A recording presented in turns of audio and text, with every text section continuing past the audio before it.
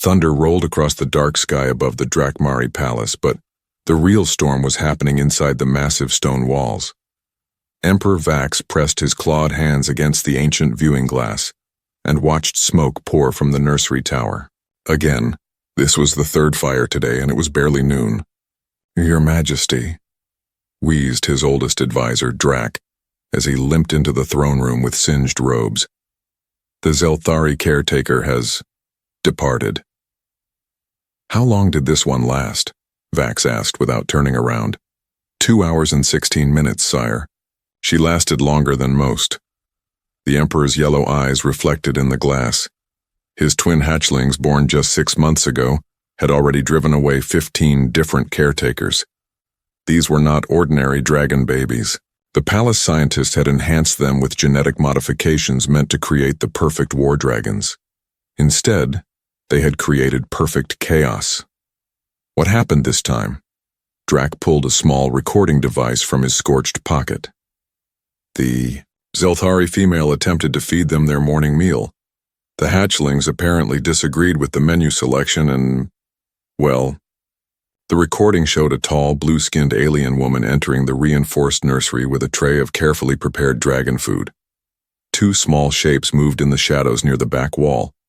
They were no bigger than house cats, but when they opened their mouths, streams of white-hot plasma erupted across the room. The alien woman dropped her tray and ran screaming as the walls began to melt. "She's the 15th one," Vax muttered. "What species haven't we tried yet?" "We've exhausted most of the known childcare specialists in this sector, Your Majesty." The crystalline caretaker was literally shattered when the hatchlings discovered they could produce sonic screams. The Vorthak nanny was found frozen solid after they learned to breathe ice instead of fire for exactly 17 minutes. The robotic units keep getting melted into scrap metal.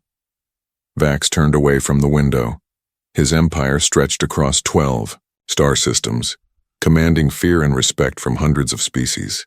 His armies had conquered worlds that other rulers only dreamed of reaching.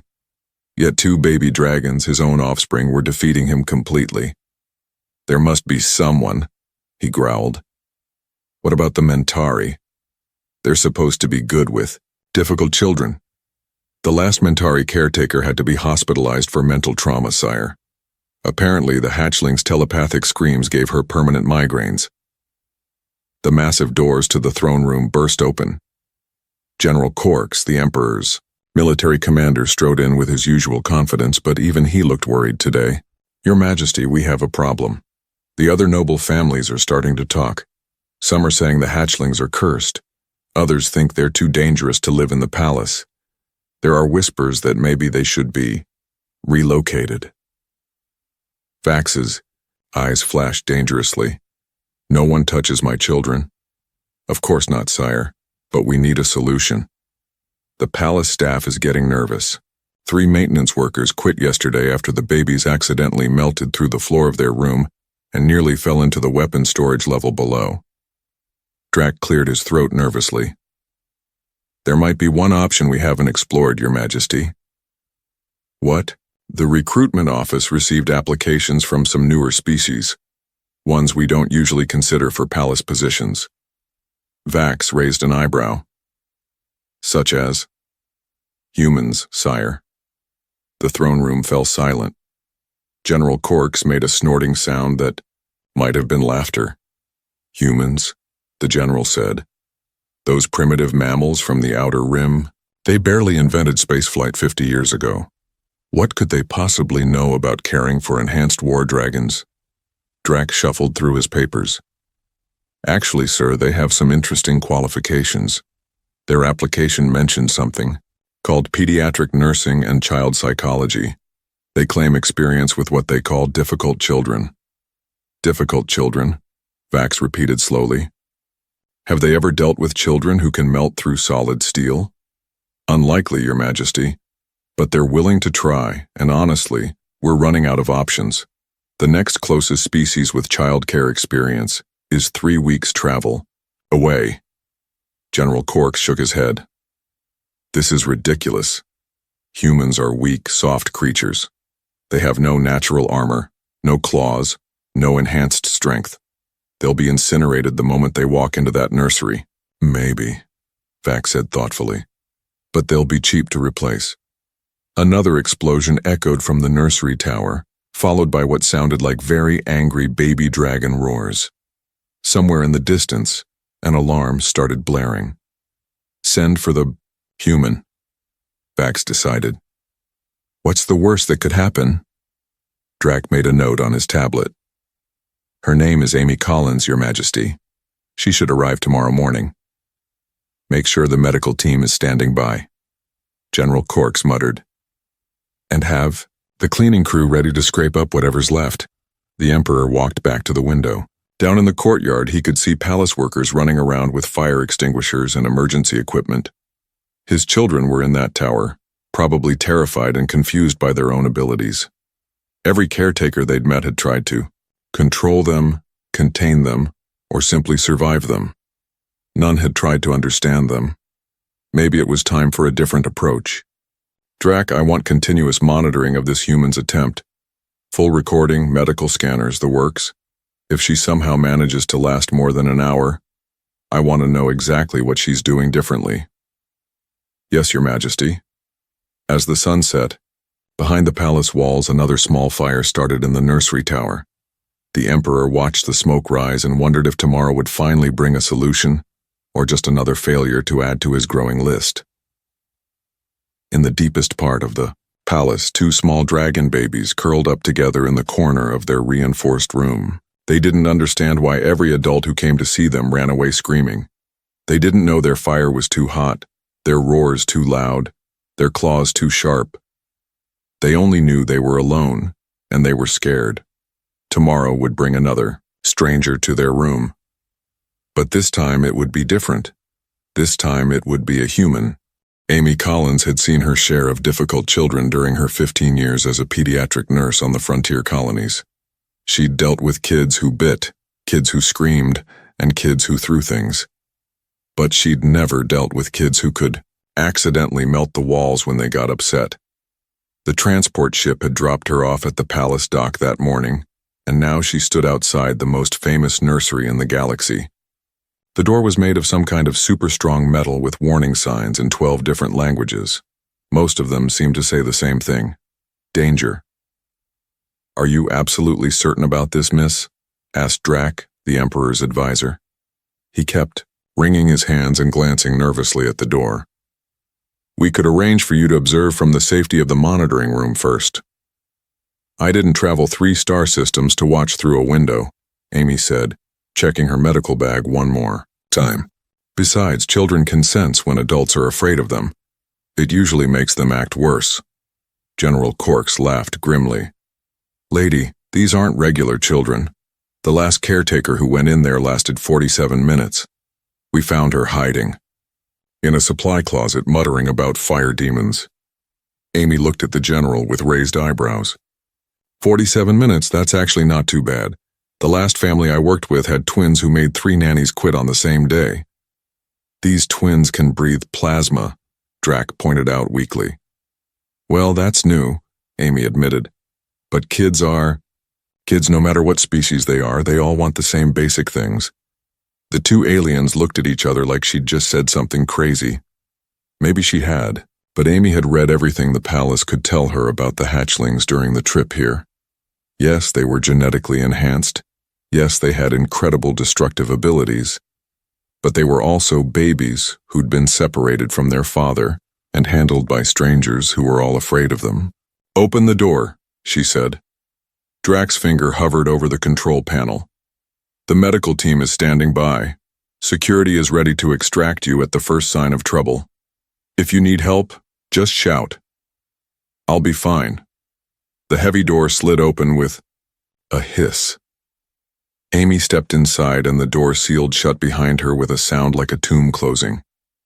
The nursery was enormous, with walls that looked like they'd been patched and repatched many times. Scorch marks covered every surface. In the far corner, 2 small shapes huddled in the shadows. They were about the size of large house cats, with dark scales that seemed to absorb light. Their eyes glowed like tiny yellow stars in the dim room. For a moment nobody moved. Amy could hear her own heartbeat and the soft whir of air recycling systems. Then both hatchlings opened their mouths. The plasma streams came at her from two directions at once. Amy dove to the right, feeling the heat singe her hair as white-hot fire passed inches from her head. The wall where she'd been standing began to glow red. "Okay," she said out loud, staying crouched behind an overturned table. "That's definitely new." The hatchlings moved closer, their little claws clicking on the metal floor. One of them, slightly smaller than the other, made a sound like a tiny engine revving up. Amy recognized the warning sign just in time to roll away before another burst of plasma melted the table she'd been hiding behind. But as she watched them, something clicked in her mind. Their attacks weren't random. The bigger one always fired first, then the smaller one aimed where she would dodge to. They were working together, which meant they were thinking, planning. That was actually a very good sign for children their age. "You two are pretty smart," she said, still dodging. "But you're scared, aren't you?" The smaller hatchling paused, tilting its head at the sound of her voice. Amy took the opportunity to study them more carefully. Despite their fearsome reputation, they looked like what they were: babies. Their scales were still soft, their movements unsteady. When the bigger one breathed fire, she noticed he stumbled, backward from the force. "It's okay," she said gently, staying low but not hiding anymore. "I know you don't mean to hurt anyone. You're just scared and confused." The bigger hatchling charged at her, but something was wrong with his coordination. He tripped over his own feet and went sliding across the smooth floor, squeaking in surprise. Without thinking, Amy moved toward him. "Easy there, big guy," she said, kneeling down. The little dragon scrambled away from her, but not before she saw something that made her heart ache. His scales were singed around his mouth and chest. He'd been burning himself with his own fire. "Oh, sweetie," she whispered. "You hurt yourself, didn't you?" The smaller hatchling ran to his brother's side, making worried, chirping noises. They pressed against each other, and Amy realized they were probably more scared than she was. She slowly reached into her medical bag and pulled out a small spray bottle filled with a mild antiseptic that worked on most species. "This will help with the burns," she said softly. "I promise it won't hurt." Both hatchlings tensed when she moved closer, but they didn't attack. Amy gently sprayed the medicine on the bigger one's burns. He flinched at first, then seemed surprised that it felt better instead of worse. "There you go," she said. "Much better, right?" For the first time since she'd entered the room, both hatchlings were calm. They looked at her with curious eyes instead of frightened ones. Amy sat down on the floor, making herself smaller and less threatening. "I bet nobody's told you two how special you are, have they? All they see is the fire and the power. But I can see you're both very smart and very brave." The smaller hatchling took a tentative step toward her. Amy held out her hand, palm up, the way she would with any nervous child. "My name is Amy," she said. "I'm here to take care of you. Would you like that?" Outside the nursery, General Corks was staring at the security monitors in disbelief. "She's just sitting there, talking to them, and they're listening."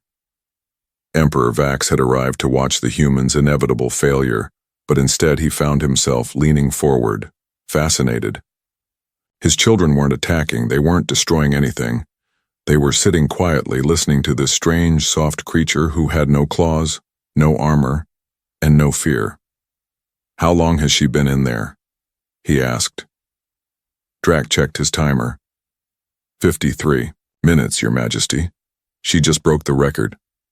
Inside the nursery, Amy was having her first real conversation with the hatchlings.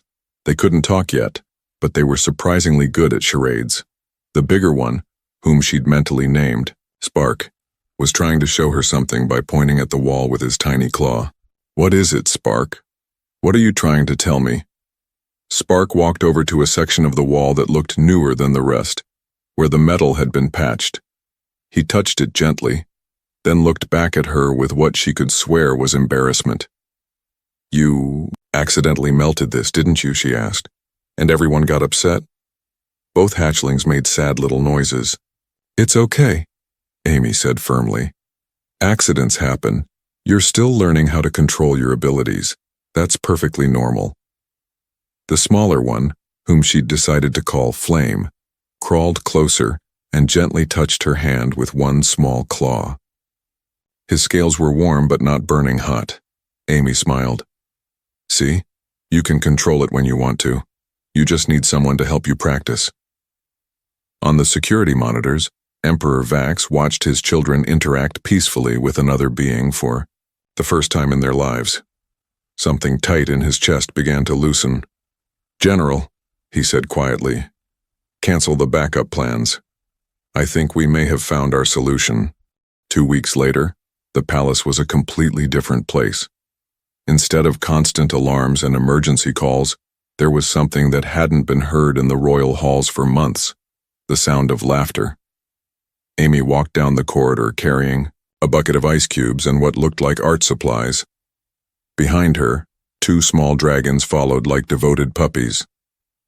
Spark and Flame had grown noticeably in the past 2 weeks, now about the size of medium dogs, but their behavior had changed, even more dramatically than their size. Good morning, Nurse Amy, called one of the palace guards as she passed. He actually smiled at the hatchlings instead of reaching for his weapon. What's on today's schedule? Ice sculpture target practice, Amy replied cheerfully. These 2 have been working on their aim. The guard's eyes widened slightly. Target practice with plasma breath still sounded dangerous to most of the staff, but they'd all seen the results of Amy's methods. The random destruction had stopped completely. The hatchlings were learning to use their abilities on purpose instead of by accident. In the nursery, Amy set up her daily ice sculptures on a specially designed metal table. She'd learned that the hatchlings needed to use their fire breath regularly. Trying to suppress it just made them anxious and more likely to have accidents later, so instead of stopping them from breathing fire, she gave them specific things to burn. Okay, boys, she said, stepping back from the table. Remember what we practiced. Deep breath, focus on your target, and gentle flames. We want to melt them, slowly, not explode them all over the room. Spark went first. He'd been working hard on controlling the temperature of his fire. Instead of the white-hot plasma that had terrorized previous caretakers, he breathed out a steady orange flame that slowly melted his ice sculpture into interesting shapes. Perfect, Amy praised. Much better control than yesterday. Flame, your turn. Flame had a different approach. His fire tended to be hotter but in shorter bursts. He could carve precise patterns in ice with quick, focused breaths. Today, he was trying to write his name in ice by melting away the parts he didn't want. As the hatchlings practiced, Amy made notes in a journal she'd been keeping. Every day she recorded their progress, their moods, and any new abilities they developed. The palace scientists had been fascinated by her observations. Amy, called a familiar voice from the nursery entrance. She turned to see Drac peering in nervously. He still wasn't completely comfortable around the hatchlings, but he no longer ran away when he saw them. Yes, Drac? His Majesty requests your presence in the throne room, if it's convenient. Amy looked at Spark and Flame, who were still focused on their ice sculptures. Can you 2 keep practicing while I'm gone? Remember, aim carefully and no accidents. Both hatchlings chirped agreement. Amy had discovered they understood much more than anyone had realized. Their intelligence was advancing rapidly, probably aided by the genetic enhancements. The throne room felt different now, too. Emperor Vax no longer looked like a ruler barely holding on to control. He stood confidently, but there was something softer in his expression when he looked at Amy. Nurse Amy, he said formally, I wanted to discuss your progress with my children. They're doing wonderfully, Your Majesty. Their emotional control has improved dramatically, and they're starting to show real precision with their abilities. Yes, I've seen the reports, but I have questions about your methods. They seem unusual. Amy nodded. She'd been expecting this conversation. Different from traditional Drakmari child rearing, you mean? Different from any child rearing I've ever heard of, Vax admitted. You don't try to dominate them or make them submit. You don't punish them for their mistakes. Yet they obey you better than they've ever obeyed anyone. They don't obey me, Your Majesty. They trust me. The Emperor frowned. Explain the difference. Amy thought for a moment. When someone obeys out of fear, they're always looking for a chance to rebel or escape. When someone trusts you, they want to make you proud. Spark and Flame aren't trying to please me because they're afraid of what will happen if they don't. They're trying to please me because they know I care about them. And you do?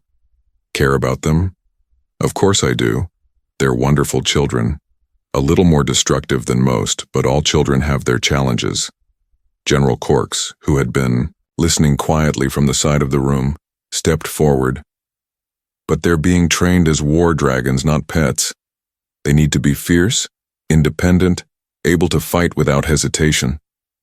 Amy looked at him with genuine confusion. What makes you think trust and affection make someone weak in battle? In my experience, people fight hardest for the things they love. Before anyone could respond, alarms started blaring throughout the palace. Red lights flashed and automated voices announced, "Security breach in Sector 7. All units respond immediately." Emperor Vax's expression hardened instantly. "What's happening?" A communications officer burst into the throne room. "Your Majesty, we have intruders. 3 ships, unknown configuration. They've breached the outer defenses and are heading for the palace." "Defensive positions," Vax ordered. "Deploy the guard units to protect the nursery," Amy interrupted, sudden fear flooding her voice. "Spark and Flame are alone in there." She was already running before anyone could stop her. Behind her, she heard the Emperor shouting orders and heavy footsteps following, but all she could think about was getting back to the hatchlings. The corridor leading to the nursery tower was chaos. Palace guards were running in every direction. Emergency lights were flashing, and through the windows Amy could see strange ships hovering outside. But worse than any of that was the sound coming from the nursery. Angry dragon roars, but not the frightened, uncontrolled roars she'd heard when she first arrived. These sounded focused, purposeful. Amy burst through the nursery door and stopped short. Spark and Flame were pressed against the far wall, their scales bright with anger and fear. But they weren't alone. 3 figures in dark armor were advancing, on them carrying what looked like capture nets and stun weapons. "There they are," one of the intruders said in a language Amy's translator picked up. "The enhanced hatchlings. The buyer will pay double if we bring them back alive." "Stay back," Amy shouted, stepping between the intruders and the hatchlings. "Don't you dare touch them!" The lead intruder laughed. "Human female, move aside. We're here for the dragons, not you." "Over my dead body, if you insist." The intruder raised his weapon. But before he could fire, something amazing happened. Spark and Flame moved together with perfect coordination, like they'd been planning this their whole lives. Flame breathed a precise stream of fire that melted the weapon in the intruder's hands without burning the intruder himself. At the same time, Spark used his sonic roar. Not the random screaming Amy had heard about, but a focused sound wave that knocked all 3 intruders off their feet. But they weren't done. As the intruders tried to get up, both hatchlings positioned themselves protectively in front of Amy. Their fire breath came in controlled bursts, creating a barrier of heat that forced the intruders back toward the door. Emperor Vax arrived, just in time to see his children working together with military precision to defend their nursery and their caretaker. Palace guards quickly captured the stunned intruders, but Vax barely noticed. He was staring at Spark and Flame, who were now gently nuzzling against Amy to make sure she was unharmed. "How?" he whispered. Amy knelt down to comfort the hatchlings, checking them for injuries even though they'd clearly won the fight. "I told you," she said softly. "People fight hardest for the things they love. And these 2 love their home now. They were protecting it." General Corks was examining the melted remains of the intruder's weapon. "This level of precision, this coordination. Our adult war dragons aren't this good." "Because your adult dragons were trained through fear and dominance," Amy said, still holding Spark and Flame. These two were raised with trust and affection. They're not just following orders. They're thinking, adapting, making their own decisions about how to protect what matters to them. Emperor Vax looked at his children, who had just demonstrated abilities beyond anything his military had thought possible, and realized that the small human kneeling on his nursery floor had accomplished something unprecedented. She hadn't just tamed the untamable hatchlings.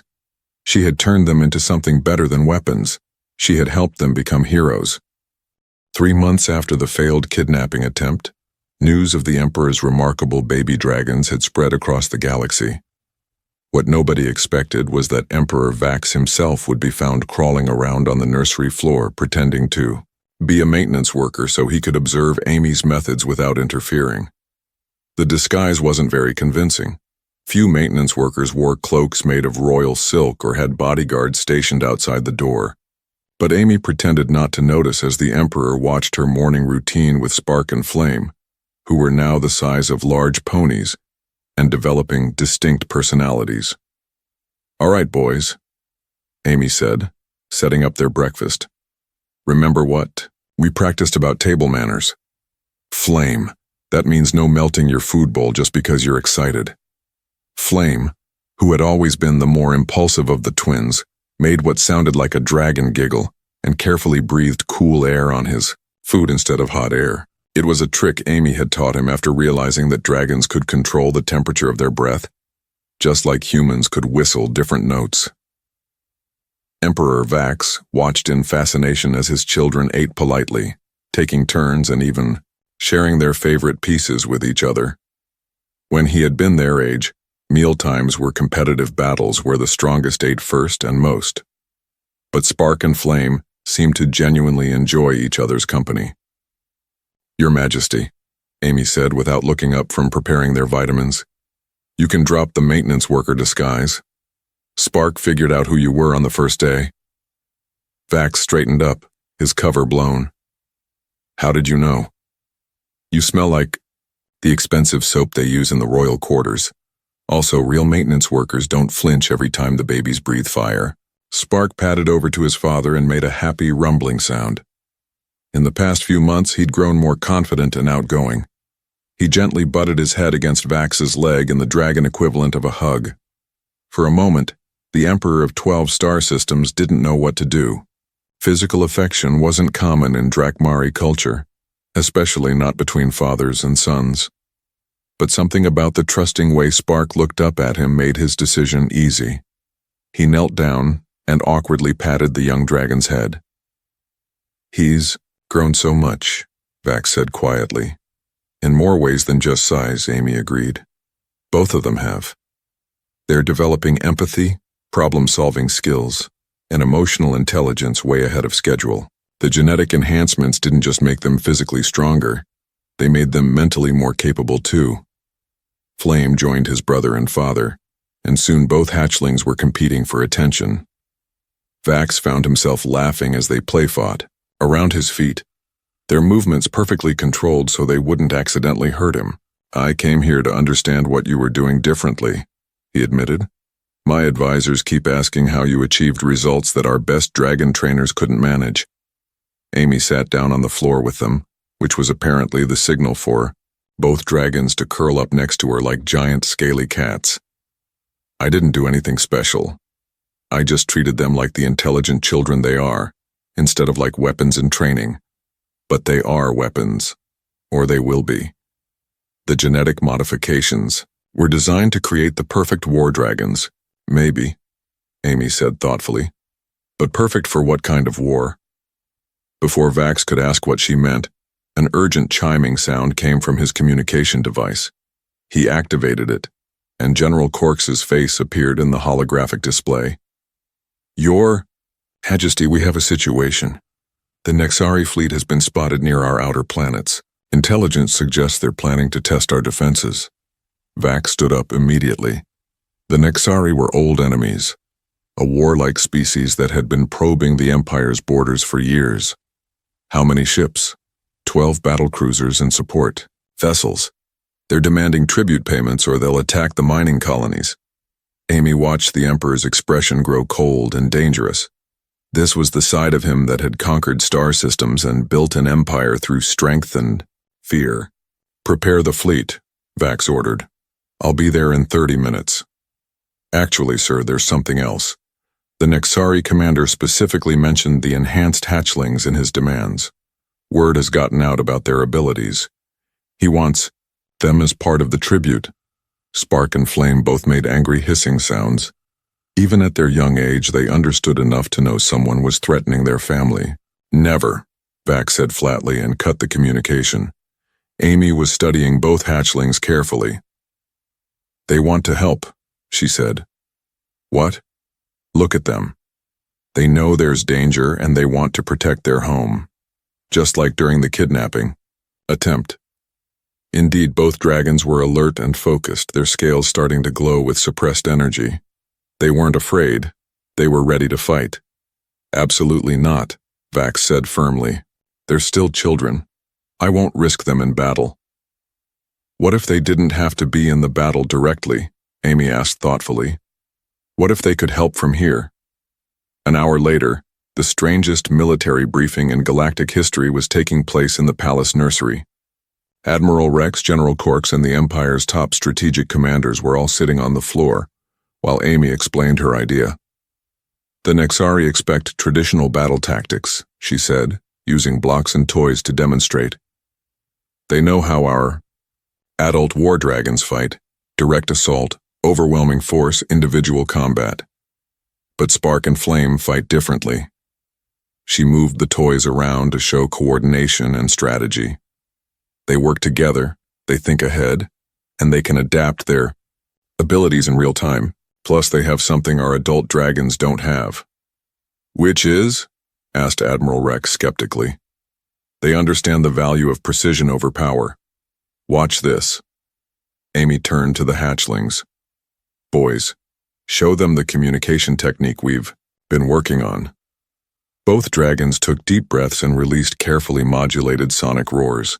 But instead of the random noise everyone expected, the sounds were clearly patterned. Rhythmic pulses that carried across the entire palace. "They can coordinate other dragons from a distance," Amy explained. "Not through fear or dominance, but through actual communication. They could direct your entire dragon fleet like conductors leading an orchestra." General Corks was staring. That's not possible. Adult war dragons are too independent, too aggressive to follow complex commands. In battle. Adult dragons who were raised the old way, yes, Amy agreed. But what if you had pilots who could communicate with them the way Spark and Flame do? What if your fleet could work together instead of just attacking in the same general direction? The military commanders looked at each other. The idea was revolutionary and completely against everything they'd been taught about dragon warfare. Emperor Vax was quiet for a long moment, watching his children demonstrate their abilities. Finally, he spoke. "The Nexari will expect us to meet them with brute force. They've studied our tactics for years." He looked at Amy. "But they've never seen anything like this, have they?" Amy smiled. "No, Your Majesty, they haven't." The next day, when the Nexari fleet arrived expecting an easy conquest, they found something completely unexpected. Instead of the chaotic individual attacks they'd prepared for, they faced a coordinated dragon fleet that moved like a single organism. From the palace, Spark and Flame directed the battle through complex sonic signals that somehow reached across the vast distance of space. The adult dragons, instead of fighting each other for dominance, worked together in perfect harmony. The battle was over in less than an hour. The Nexari, facing tactics they couldn't understand or counter, retreated in confusion and defeat. Emperor Vax found Amy in the nursery afterward, where both hatchlings were napping peacefully after their first military victory. "They saved the Empire today," he said quietly. "They saved their family," Amy corrected. "That's what children do when they're raised with love instead of fear. They protect the people who matter to them." Vax looked at his sleeping children and realized that Amy hadn't just solved his childcare problem. She had revolutionized everything he thought he knew about strength, power, and leadership. The galaxy was about to learn that the most dangerous weapon wasn't the one that destroyed everything in its path. It was the one that brought out the best in everyone around it. 1 year after Amy Collins first walked into the palace nursery, she stood in the same room watching a scene that would have been impossible to imagine back then. Spark and Flame, now the size of adult horses but still growing, were carefully helping 3 much smaller dragon hatchlings learn to control their fire breath. The smaller dragons belonged to allied noble families who had begged Emperor Vax to let Amy train their children too. Word of the miraculous transformation had spread throughout the empire, and every noble house wanted their future war dragons raised the human way. Gentle flames, little ones, Amy coached as the babies practiced melted small ice cubes. Remember, you control the fire, not the other way around. One of the baby dragons, a nervous little female named Pip, accidentally breathed too hard and melted not just her ice cube but part of the metal table underneath. She immediately curled up in shame, expecting punishment. But Spark was there in an instant, nuzzling the frightened hatchling and making soft, encouraging sounds. He demonstrated the proper breathing technique, showing Pip exactly how to control the intensity of her flames. Amy smiled as she watched. Spark and Flame had become natural teachers, patient and encouraging with the younger dragons in ways that amazed everyone who saw it. "Nurse Amy," called a familiar voice. She turned to see Emperor Vax entering the nursery, but he wasn't alone. Behind him walked a delegation of beings she'd never seen before. Tall, graceful aliens with silver skin and large, intelligent eyes. "Your Majesty," Amy said, noting the formal tone in his voice. "Are we having visitors today?" "Amy, I'd like you to meet Ambassador Lyra and her delegation from the Celestial Federation. They've come a very long way to meet you." Ambassador Lyra stepped forward with fluid grace. "Nurse Collins, your reputation has spread far beyond this empire. We've come to make a proposal that could change the course of galactic relations." Amy looked confused. "I'm not sure what you mean. I'm just a pediatric nurse." "You are the human who accomplished what every military strategist in the galaxy said was impossible," Lyra replied. "You turned the most feared emperor's children from weapons of destruction into instruments of peace and cooperation. The battle with the Nexari was studied by every military academy in known space. That was really more Spark and Flame's doing than mine," Amy said modestly. As if hearing their names, both dragons looked up from helping the smaller ones and padded over to Amy.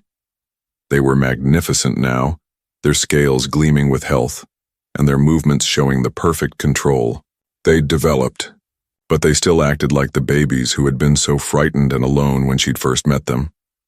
Ambassador Lyra watched in fascination as the 2 powerful war dragons gently competed for Amy's attention, each trying to show off their latest accomplishments. "Remarkable," she breathed. "In our culture, we have legends of beings who could speak to the hearts of the fiercest creatures. We thought they were just stories."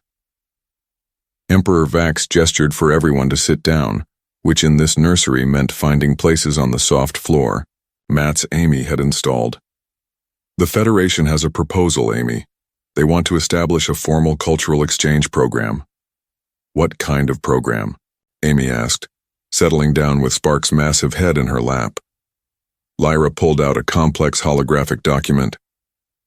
Earth would share its child-rearing expertise with interested species across the galaxy. In return, participating worlds would provide advanced technology, medical knowledge, and mutual defense agreements. Amy blinked. "You want to trade babysitting techniques for starships?" "We want to trade the secret of creating loyalty through love instead of fear," Lyra corrected. "Do you have any idea how many species struggle with raising their young? How many civilizations are torn apart by children who grow up angry and resentful?" She activated the hologram, showing images of various alien species and their young. "The Crystalline Consortium has been dealing with a generation of children who shatter at the slightest emotional stress. The Voidwalkers' teenagers keep running away to join pirate fleets. The Metal Singers' youth refuse to learn their traditional crafts and are forgetting their culture entirely." Amy studied the images, her nurse's instincts automatically analyzing the problems. They're all showing signs of emotional neglect or authoritarian upbringing. These kids aren't bad, they're just crying out for attention and understanding. Exactly, Emperor Vax said. And after seeing what you accomplished here, the Federation believes humans might have solutions.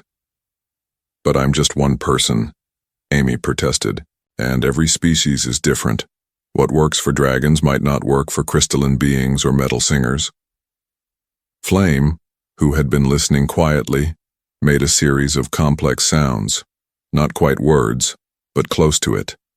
Amy had been working with both dragons on developing speech, and they were much further along than anyone expected. What did he say?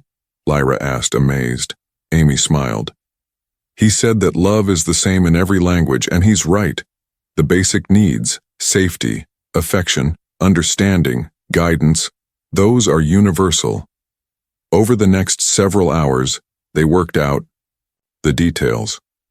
Amy would become the first human ambassador for child development, working with a team of human pediatric specialists to establish training programs across the galaxy. Earth would gain access to advanced medical technology that could eliminate most childhood diseases, along with defensive alliances that would protect humanity's growing presence in galactic society. But the most important part of the agreement was something nobody had expected. Spark and Flame would serve as demonstration models, traveling to other worlds to show what was possible when children were raised with patience and love instead of fear and force. Are you sure they're ready for that responsibility? Amy asked, looking at her two charges who were now playing a complex strategy game with the younger dragons. Amy, Emperor Vax said quietly, look at them. Really look at them. She did. Spark was patiently explaining the game rules to a confused hatchling, demonstrating each move slowly until the little one understood. Flame was sharing his favorite treats with a dragon who had been too shy to ask for them. Both of them moved with confidence and grace, but also with genuine kindness toward everyone around them. They're not just war dragons anymore, are they? She realized. They never were just war dragons, Vax replied. They were always meant to be leaders. You just helped them become the right kind of leaders. 6 months later, Amy stood on the observation deck of the Galactic Federation's flagship, watching through the viewports as they approached another world. This was their 15th planet in the cultural exchange program, and the results had been extraordinary. Behind her, Spark and Flame were having an animated conversation with a group of young aliens from their previous stop. The dragons had learned to speak several galactic languages and had become celebrities in their own right, not for their power, but for their wisdom and kindness. Nervous about the new assignment? Asked Dr. Lisa from the Earth delegation. She was one of 5 human specialists who had joined the program. A little, Amy admitted. The thermal worms are supposed to be very different from anything we've worked with before. Different how? Amy checked her notes. They reproduce by budding, they live in lava flows, and their children are born knowing everything their parents knew. Apparently that's causing problems because the young ones are rebelling against having predetermined lives. Dr. Lisa whistled. Low. That is different. How do you show independence to kids who are born with their parents' memories? I'm not sure yet, Amy said. But I have a feeling Spark and Flame will figure it out. They always do. As if summoned by her words, both dragons appeared at her sides. They were fully grown now, magnificent creatures who could have conquered worlds if they wanted to. Instead, they spent their time helping scared children learn to believe in themselves. Ready for another adventure? Amy asked them. Spark rumbled happily and nuzzled her shoulder. Flame made a sound that clearly meant always in the dragon language they'd developed together. Through the viewport, Amy could see the volcanic world growing larger as they approached. Somewhere down there were children who needed help, families, torn apart by misunderstanding and problems that seemed impossible to solve. But Amy had learned something important over the past year and a half. There was no such thing as an impossible child, only children who hadn't found the right adult to understand them yet. And she had the best helpers in the galaxy. As their ship entered the planet's atmosphere, beginning another chapter in the growing alliance between species, Amy Collins smiled and got ready to prove once again that sometimes the most powerful force in the universe wasn't a weapon or a technology. Sometimes it was just someone who cared enough to listen. The galaxy was learning, one child at a time, that love really could conquer all.